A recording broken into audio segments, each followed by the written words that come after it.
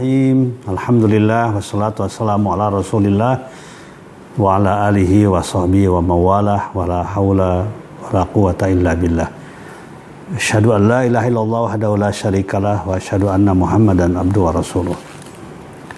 Saudara-saudara para mahasiswa baru tahun ajaran 2020 yang saya hormati, pertama-tama saya ingin sampaikan kepada saudara-saudara selamat bergabung dengan UIK Kampus Perjuangan dan selamat mengikuti pendidikan agama Islam.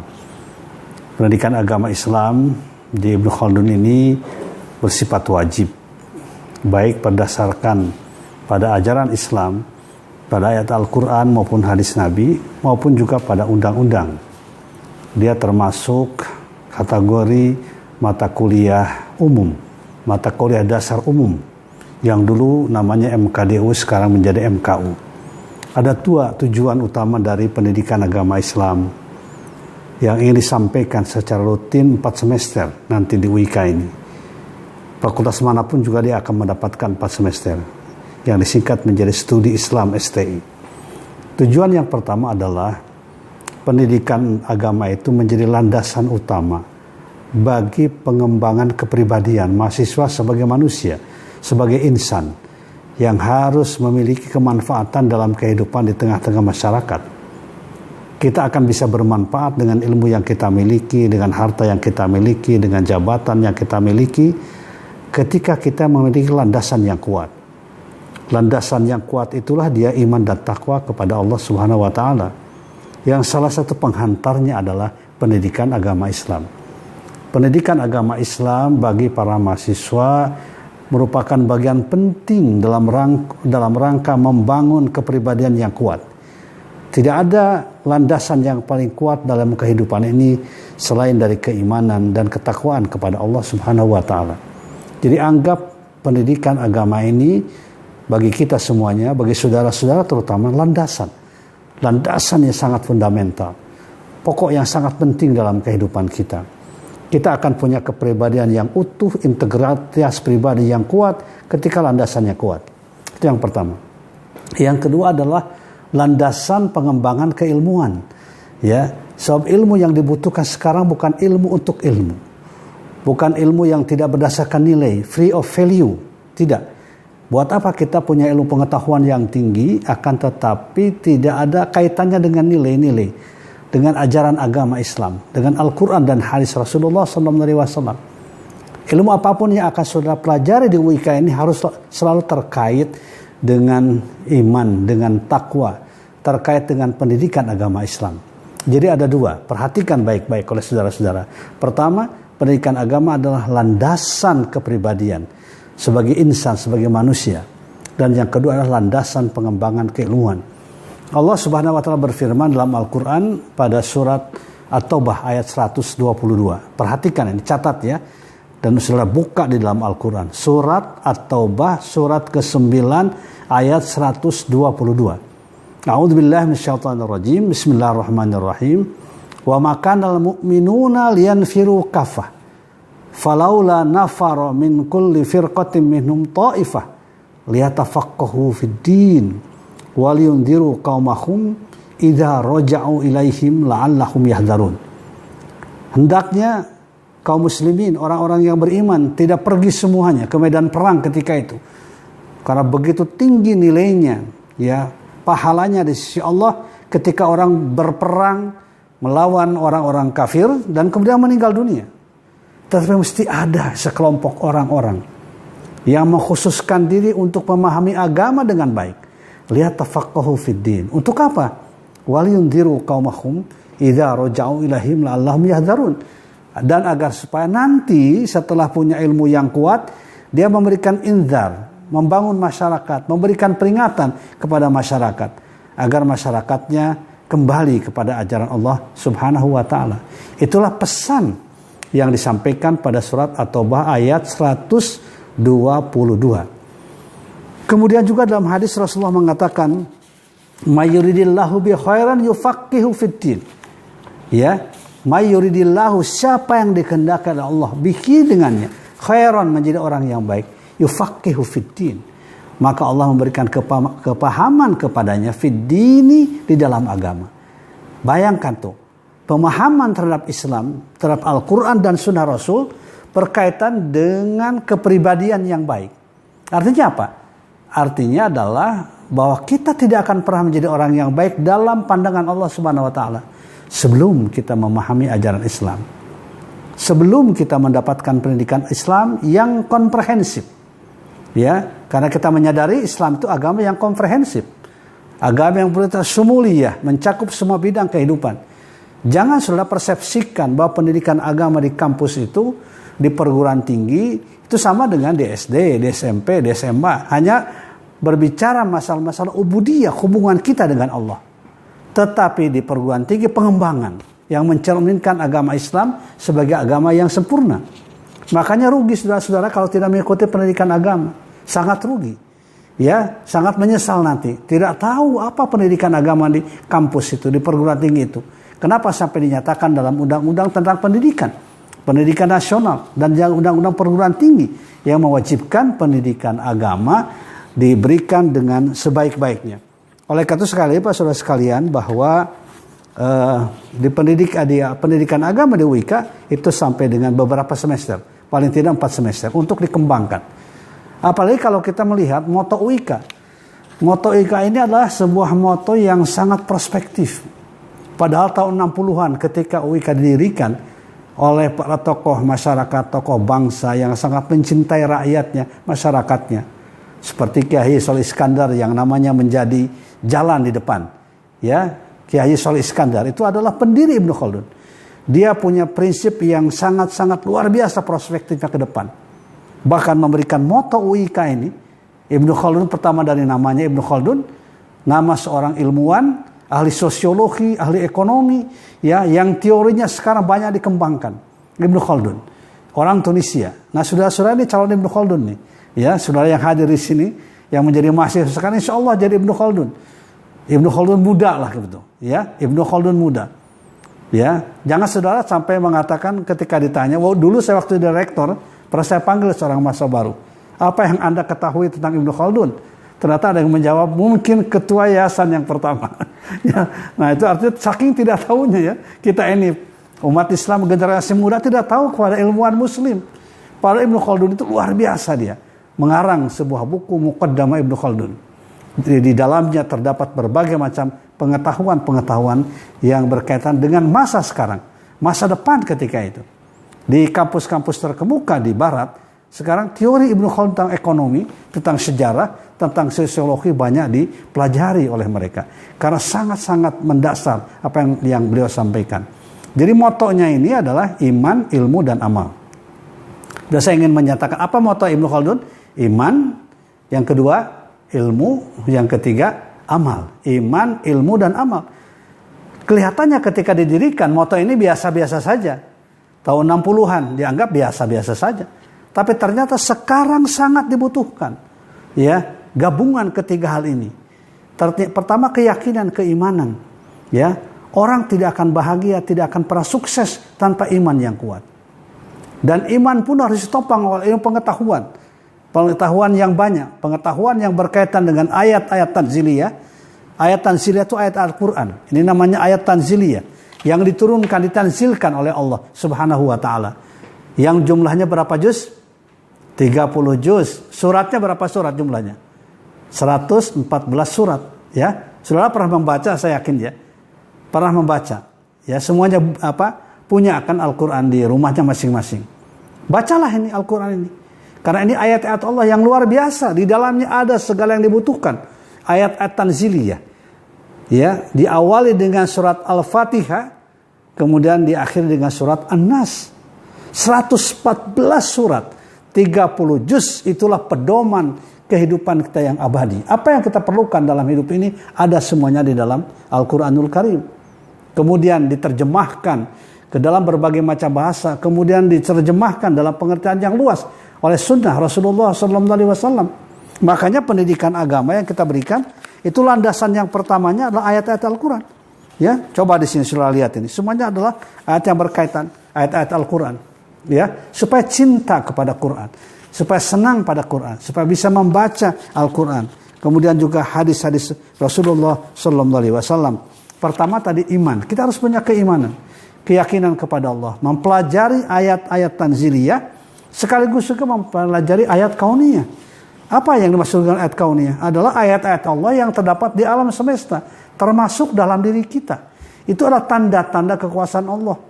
Tubuh kita yang ada di atas kepala, di tengah perut, dan di bawah kaki, itu menggambarkan ayat kauniyah. Ciptaan Allah Subhanahu wa Ta'ala yang maha indah.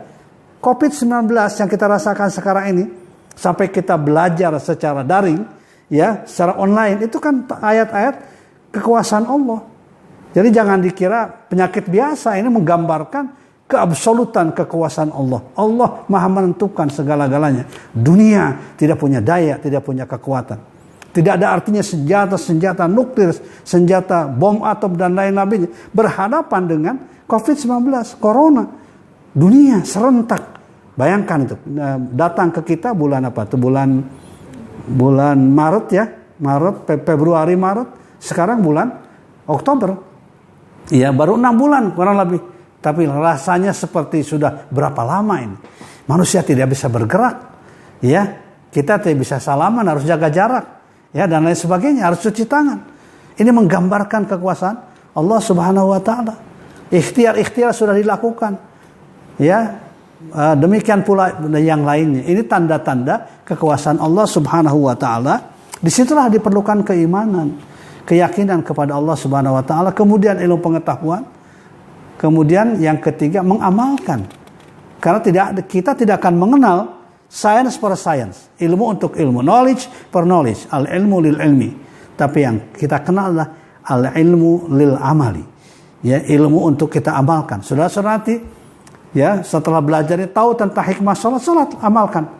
Ya, kemudian baca Quran, bagaimana dahsyatnya. Ya, itu juga harus diapakan? Diamalkan, ya, agar saudara-saudara betul-betul menghayati makna dari pendidikan agama ini yang berorientasi pada penguatan ayat-ayat kauniyah dan ayat tanziliyah.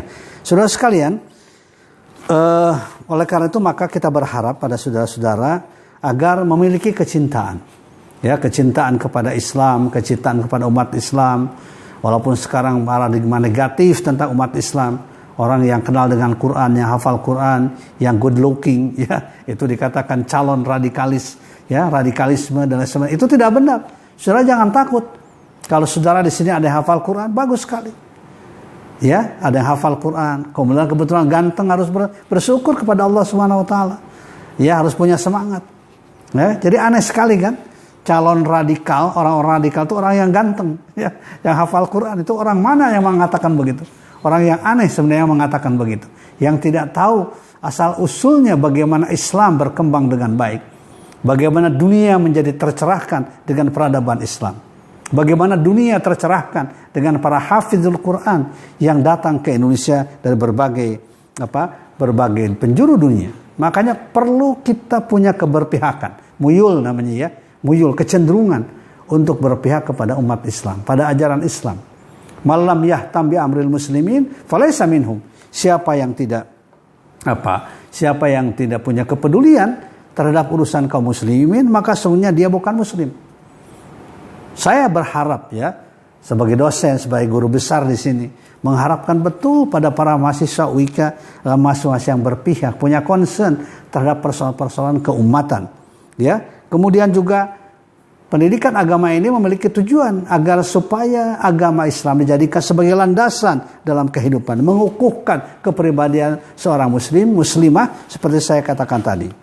Nah, oleh karena itu maka saudara sekalian, ketika kita memahami untuk apa kita belajar agama, diharapkan bukan sekedar apalagi secara daring sekarang, bukan sekedar mendengarkan, apalagi sampai tidur, ya, ditutup ininya, ya, layarnya ditutup, kemudian saudara ngorok misalnya, jangan begitu. Letakkan di depan saudara, di tempat saudara belajar sekarang, Al-Quranul Karim. Ya, saudara hendaknya punya wudu, ya, sebelum belajar itu punya wudu, karena wudu itu mencerahkan, ya, membuat optimis wajah kita, tidak mengkerut wajah kita. Insya Allah masih tetap muda, ya, walaupun usianya sudah puluhan tahun, ya. Tapi kalau tidak pernah wudu, walaupun masih belasan tahun, seperti usia 80 tahun karena tidak pernah tersentuh oleh air yang suci, yang bersih. Ya, saya lihat saudara-saudara ini wajah-wajahnya wajah muda, wajah optimis, ya, wajah yang selalu terkena air wudhu yang bersih. Makanya pertahankan kepribadian saudara sebagai generasi muda Islam. Saudara sekalian saya hormati, maka oleh karena itu adab-adabnya ini karena ini mulia, diharapkan saudara-saudara punya adab, etika, akhlak untuk kepentingan kita. Ya, jadi pendidikan agama Islam mengajarkan al-adab qabla al-ilmi. Ta'addabu summa ta'allamu. Beradablah kalian, kemudian mendapatkan ilmu. Apa misalnya? Ya, adab itu pertama ya, saudara punya wudhu, usahakan nih ya. Mungkin kalau sekarang nih karena baru pertama belum punya wudhu nih ya. Tapi nanti ke depan perkuliahan yang kedua, ketiga, saudara kemudian punya wudhu, sudah bersih ya, jasmaninya bersih, rohaninya bagus, motivasinya ya. Dan agar mudah menerima pelajaran, tidak ngantuk. Biasanya orang punya wudhu itu tidak ngantuk, segar kelihatannya. Ya, walaupun banyak masalah di rumahnya, ya segar. Ya, itu yang pertama ya. Yang kedua, setelah dengarkan apa yang disampaikan oleh para dosen. Hormati dosen itu. Dosen itu adalah muadib, guru ya. Nah, jadi pengajar itu seolah-olah apa tuh ya? Seolah pengganti orang tua yang harus dihormati. Di rumah orang tua harus kita hormati. Di dalam kelas, di sekolah, di kampus, maka guru, dosen yang harus saudara hormati. Perhatikan oleh kalian apa yang disampaikannya. Dia punya wudhu, kemudian nanti akan dimulai dengan apa? Dengan kebersihan. Ya, jadi kebersihan hati, kebersihan yang berkaitan dengan pikiran, ya, dan lain sebagainya. Nah, kemudian ingin saya sampaikan hal-hal yang berkaitan dengan teknisnya ya dalam adab ini ya. Pertama adalah peserta dianggap sah apabila namanya tercantum dalam daftar peserta perkuliahan. Ada nama saudara. Misalnya Ahmad bin Ahmad ya, asalnya dari Bojonggede misalnya ya. Nah itu ya. Nah, ada namanya ya, namanya. Kalau nama kita jangan pakai bin ya, jarang pakai bin. Kalau di Arab Saudi itu pakai bin terus. Ya, di Malaysia, di negara-negara serumpun kita, di Brunei itu pakai bin semuanya. Ya. Itu yang pertama. Jadi namanya jelas. Yang kedua, selama perkuliahan baik mahasiswa ataupun dosen dilarang mengaktifkan handphone. Nah, gini ya. Matikan nih handphone ini. Ya. Ini karena ini mengganggu terus. Apalagi tidak kelihatan oleh dosennya ya, jauh ya. Ya. Jangan diaktifkan. Jangan saudara membaca ini pesan-pesan ya dalam message dalam handphone ini. Ya. Matikan. Off ya. Jangan di-silentkan, tetap saja di-off-kan. Ya, toh nggak lama ya. Paling 2 jam ya. Saudara harus tahan itu 2 jam itu, duduk ya. Dan kemudian memperhatikan apa yang disampaikannya. Ya, dilarang ini. Larangan. Jadi dianggap tidak mentaati peraturan nih kalau ini masih tetap hidup. Kemudian sebelum perkuliahan ya, dimulai nanti diawali dengan baca Quran dan menterjemahkannya. Yang dipimpin oleh seorang yang dipercaya untuk membacakannya. Ya, karena itu nanti minggu kedua saudara-saudara harus bawa Quran. Di depan itu disediakan Quran. Ya. Kalau tidak punya silakan berbicara ya kepada dosen, ya kepada kampus, silakan beli sendiri. Paling-paling begitu ya. Jangan minta, beli sendiri ya. Kemudian diwajibkan mengikuti seluruh proses perkuliahan 100%. Tidak ada alasan untuk tidak hadir dalam perkuliahan. Tapi saya tidak ingin hanya absen saja ya, hanya tanda tangan yang diwakil. Itu namanya tidak jujur. Ya, kehadiran saudara sangat penting, 100%. Jismiyan wa ruhiyan. Jasmaninya ada, rohaninya ada. Ya, karena kalau tidak ada rohaninya ya mati namanya. Ya, jasmaniyan wa ruhiyan. Kemudian mahasiswa yang berhalangan karena ada sesuatu uzur syar'i yang tidak bisa ditinggalkan, boleh ya, tetapi harus menyampaikan pemberitahuan tertulis kepada dosen mata kuliah yang bersangkutan. Kemudian dosen dan mahasiswa wajib hadir dan mata kuliah tepat waktu, on time. Ya, karena waktu itu sangat penting. Kalau jam 8 ya jam 8, jam 9, jam 9. Jangan WIB. WIB itu waktu irahabahe. Jangan seenaknya ya saudara-saudara itu. Ya, disuruh masuk jam 8 ya. baru kemudian jam 8.15 baru nongol, tidak. Kalau sekarang kan bisa tepat karena di rumah masing-masing. Ya, jam 8 kurang 5 sudah dibuka. Ya. Kemudian juga berpakaian yang rapi, ya. Kemudian jangan sampai pakai kaos kutang tuh ya. Tahu ya, apalagi kaos kutangnya tidak pernah dicuci selama 17 hari. Ya, jangan sampai menyebabkan kerusakan ya. Nah, oleh karena itu sekali lagi selama perkuliahan dan juga di luar perkuliahan di kampus kita ini dilarang merokok, ya. Merokok itu haram di sini, ya, di UIK itu haram. Karena orang yang merokok dikatakan ashabul ukhdud, ya, atau ashabun nar, ya, yang punya api yang membakar. Karena tidak ada manfaatnya sama sekali kecuali kerusakan. Dan ingatkan, rokok itu membuat kaya orang-orang non-muslim. Karena yang punya pabrik rokok itu non-muslim semuanya. Jadi omong kosong tuh ya kalau kita masih merokok dikatakan berpihak pada umat Islam. Tidak. Ya, jangan sekali lagi untuk merokok. Jangan dicoba-coba kalau yang belum. Yang sudah segera berhenti. Ya, kecuali merokoknya dibalik, ya apinya di dalam. Nah, silakan kalau kuat ya. Jadi karena itu maka tidak boleh juga para mahasiswa yang mengganggu dalam perkuliahan dengan temannya atau tidak perhatikan sama sekali, maka itu perkuliahannya dia batalkan kehadirannya. Terus sekalian, inilah beberapa hal yang berkaitan dengan adab. Selamat mengikuti pendidikan agama Islam di UIK dengan sebaik-baiknya. Perhatikan, insya Allah bermanfaat, memberikan pahala, dan mudah-mudahan kita semuanya termasuk saudara-saudara akan menjadi generasi muslim yang kuat akidahnya, kuat pengetahuannya, dan sekaligus juga kuat akhlakul karimahnya. Demikian, terima kasih. Assalamualaikum warahmatullahi wabarakatuh.